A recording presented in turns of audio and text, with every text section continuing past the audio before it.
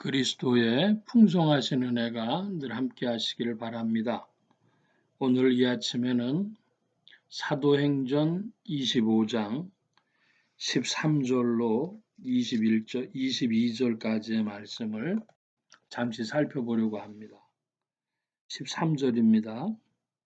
수일 후에 아그리빠 왕과 버니게가 베스도에게 문안하러 가이사라에 와서 여러 날을 있더니 베스도가 바울의 일로 왕에게 고하여 가로되 벨릭스가 한 사람을 구류하여 두었는데 내가 예루살렘에 있을 때에 유대인의 대제사장들과 장로들이 그를 고소하여 정죄하기를 청하기에 내가 대답하되 무릇 피고가 원고들 앞에서 고소 사건에 대하여 변명할 기회가 있기 전에 내어주는 것이 로마 사람의 법이 아니라 하였노라. 13절로 16절의 말씀에 보면 사람들의 이름이 나옵니다. 베스도는 로마에서 부임한 유대의 총독이었고 아그리빠 왕과 버니게라고 하는 사람이 나옵니다. 버니게는 왕입니다. 그러니까 아그리빠라는 사람이 누구냐, 아그리빠 왕이 누구냐 하는 것을 알아야 될 터인데 아그리빠 왕은 수리아의 왕입니다. 그러니까 그 사마리아하고 이제 예루살렘과 유대 그리고 사마리아 그리고 북부 갈릴리 또 그 위로 시리아 이렇게 되지 않습니까? 그 시리아를 수리아라고도 하는데 헤롯 왕, 헤롯 왕의 후손인 자가 아그리빠입니다. 헤롯 왕의 후손으로 헤롯 가문으로서 왕위를 이은 자입니다. 예루살렘은 특별구역이었기 때문에 유대 총독이 다스려야 하고 그런데 유대인들의 그 저항 기질이 너무 강해서 예루살렘에 있는 것이 유대 총독에게 어려움이 되기 때문에 총독의 관절을 가이사라에 두고 이제 가이사라하고 예루살렘에서만 실제적으로 로마가 통치를 하지 그 외의 지역은 헤롯 왕이 통치하는 것입니다. 그래서 이제 아그리빠가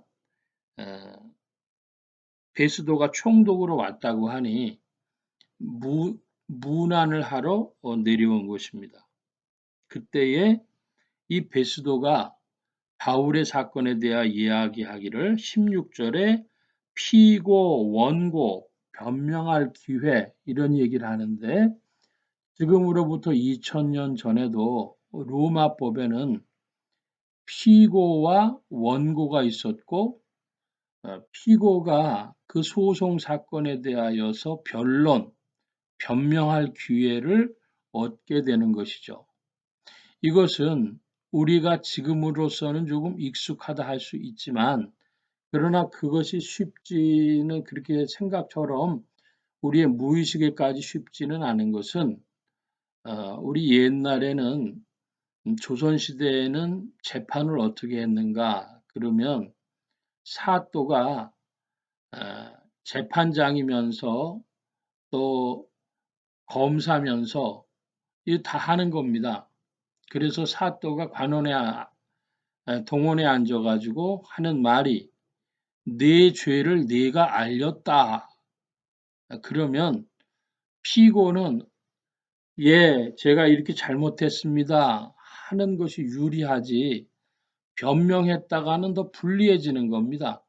판결 자체를 사또가 해야 되기 때문에 그러나 로마법에서는 한마디로 원고 측 검사가 있고 그리고 피고 측의 변론이 있고 재판장이 따로 있었던 것입니다.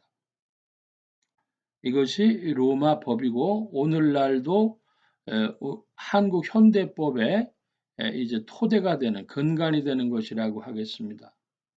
일본 사람들이 독일법을 많이 가져왔고 그것이 우리 일제시대에 한국에 영향을 미쳤고 독일법은 그 로마법 체계를 받아들였기 때문에 우리에게까지 이런 방식으로 내려왔다. 크게 보면 그렇게 말씀드릴 수 있겠습니다. 17절입니다. 그러므로 저희가 나와 함께 여기 오매 내가 지체하지 아니하고 이튿날 재판 자리에 앉아 명하여 그 사람을 데려왔으나 원고들이 서서 나의 짐작하던 것 같은 악행의 사건은 하나도 제출치 아니하고 이 베스도가 보기에 악행의 사건은 하나도 제출하지 않았다는 것입니다. 악행의 사건이라고 하는 것은 무엇입니까? 뭐 흔히 도적질이라든지 사기꾼이라든지 무슨 또 강도, 절도, 사기, 무슨 살인죄 이런 것들이죠. 혹은 횡령죄 뭐 이런 것들인데 이런 거 다 합해가지고 옛날에는 정치적 사건이 많이 있어가지고 정치범과 잡범 흔히 이렇게 불렀습니다. 그러니까 사도 바울이 무슨 그런 잡범의 죄를 범한 것은 하나도 제출치 않았다는 것이죠. 19절입니다. 오직 자기들의 종교와 또는 예수라 하는 이에 죽은 것을 살았다고 바울이 주장하는 이 일에 한 문제로 송사하는 것뿐이라. 베스도는 매우 핵심적으로 이 사건을 파악하고 있었는데요. 19절에 보면 예수라 하는 이에 죽은 것을 살았다고 바울이 주장한다. 부활 문제요. 그리고 자기들의 종교 문제라고 하는 것은 율법에 관한 것입니다. 그러므로 바울이 주장한 것을 간단히 요약하자면 예수 그리스도로 말미암아 율법이 아닌 예수 그리스도로 말미암아 구원을 받는데 예수 그리스도는 죽지 않고 살아계시다. 그걸 주장했다는 것이죠. 우리의 신앙을 정리하는데 매우 유용한 기준이 될 수 있을 것 같습니다. 20절입니다. 내가 이 일을 어떻게 사실할는지 의심이 있어서 바울에게 묻되 예루살렘에 올라가서 이 일의 신문을 받으려느냐 한즉 바울은 황제의 판결을 받도록 자기를 지켜주기를 호소하므로 내가 그를 가이사에게 보내기까지 지켜두라 명하였노라 하니 바울의 시민권이 로마 시민권이었기 때문에 바울은 가이사의 재판정에 서기를 원하였습니다.